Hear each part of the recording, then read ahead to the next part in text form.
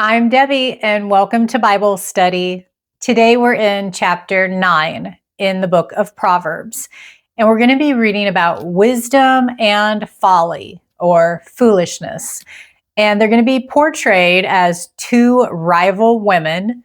Both of them are going to be preparing a feast and inviting people to it. So if you're ready to Bible study with me, let's go.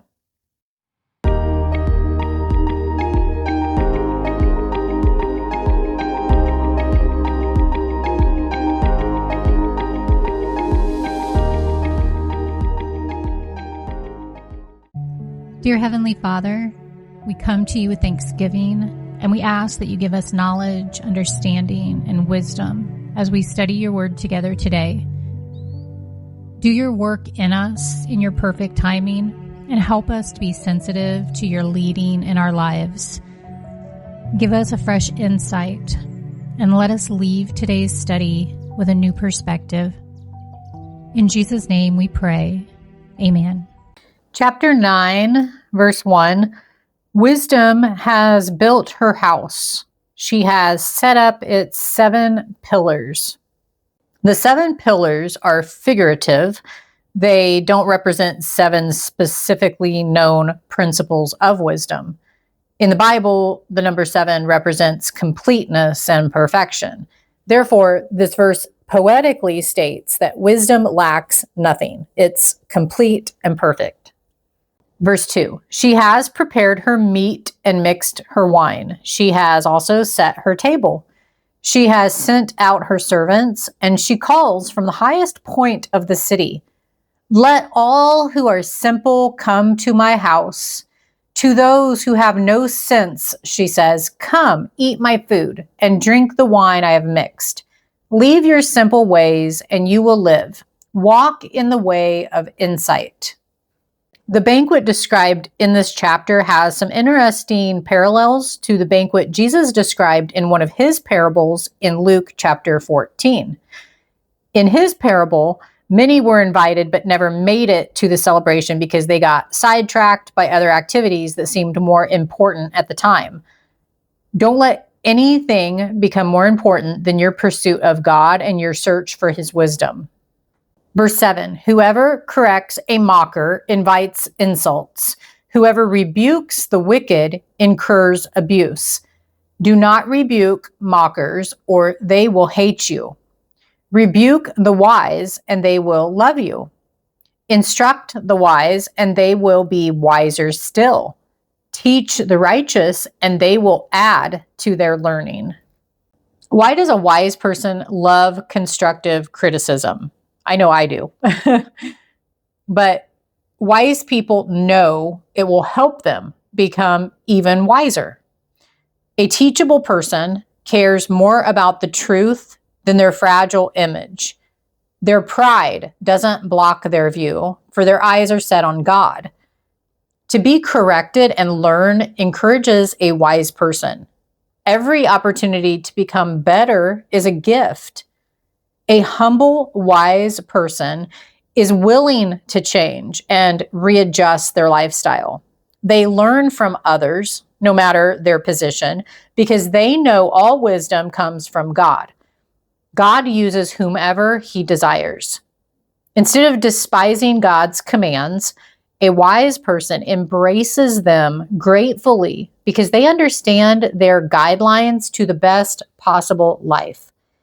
God offers us wisdom in all sorts of ways and through many different sources.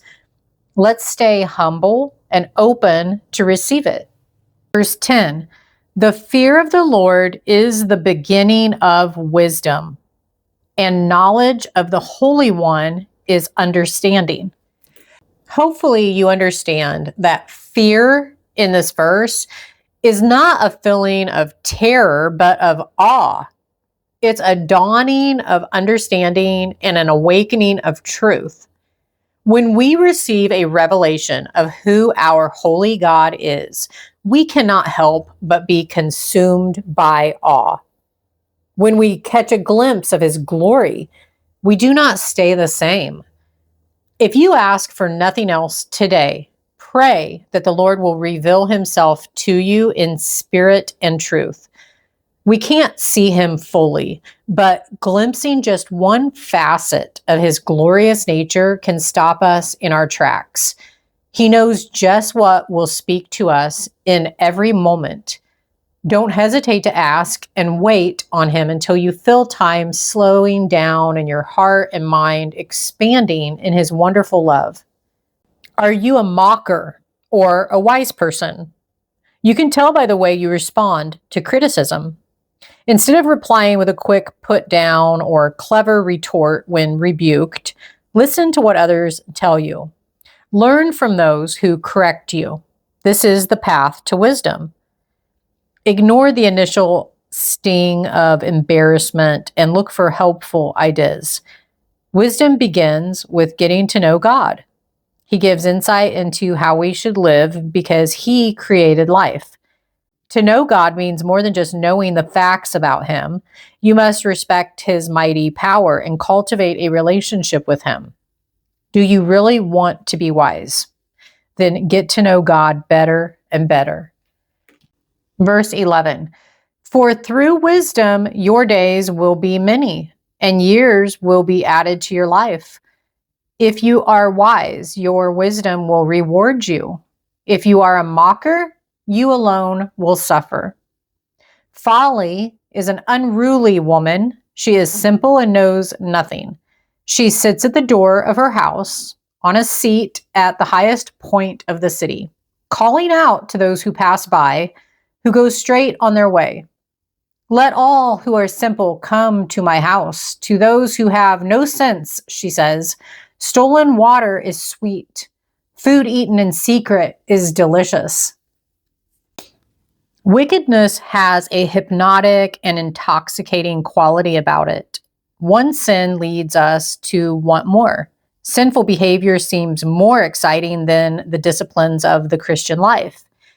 That's why many people put aside all thought of wisdom's sumptuous banquet, like it says in verses 1 through 5, in order to eat the stolen food of folly or foolishness. Don't be deceived. Sin corrupts and destroys. Before reaching for forbidden fruit, take a long look at what happens to those who eat it. Verse 18, but little do they know that the dead are there, that her guests are deep in the realm of the dead. This chapter portrays wisdom and folly or foolishness as rival young women, each preparing a feast and inviting people to it. But wisdom is a responsible woman of character, while folly is a prostitute serving stolen food. Wisdom appeals first to the mind. Folly appeals to the senses. It's easier to excite the senses, but the pleasures of folly are temporary. They don't bring lasting satisfaction. By contrast, the satisfaction that wisdom brings lasts forever, although initially it can be slow to activate and can be easily abandoned. If you enjoyed today's Bible study, I would appreciate it if you would hit the like button. If you like this content, if it's being helpful to help you understand the Bible, think about sharing it with others that might enjoy this as well. I'd appreciate it. Subscribe if you haven't, and click on the next video. We'll continue into chapter 10.